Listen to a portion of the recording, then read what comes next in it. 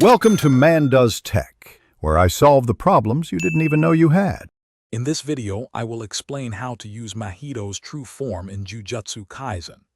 This powerful transformation significantly amplifies Mahito's abilities, making him a formidable opponent.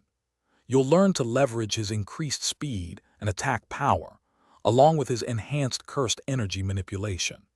Mastering this form is crucial for maximizing his combat effectiveness and unleashing devastating idol transfiguration techniques against your foes.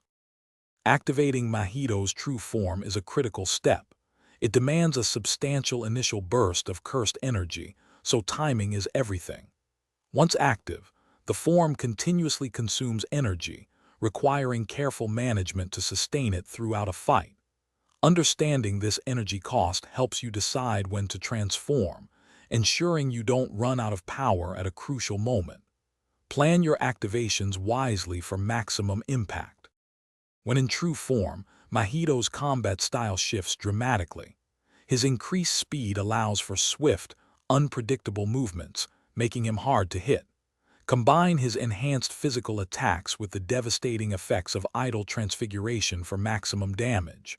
The form also grants greater durability, letting him endure more punishment.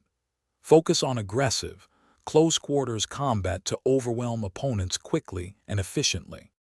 Beyond basic attacks, true form unlocks advanced idol transfiguration techniques, allowing for broader area of effect attacks or more intricate soul manipulation. However, remember the continuous cursed energy drain. Prolonged use can leave Mahito vulnerable. Crucially, the fundamental weakness of his soul remains, even in this enhanced state. Protecting his core is paramount, as direct soul damage can still be devastating. Thanks for watching. If you found this helpful, don't forget to like and subscribe.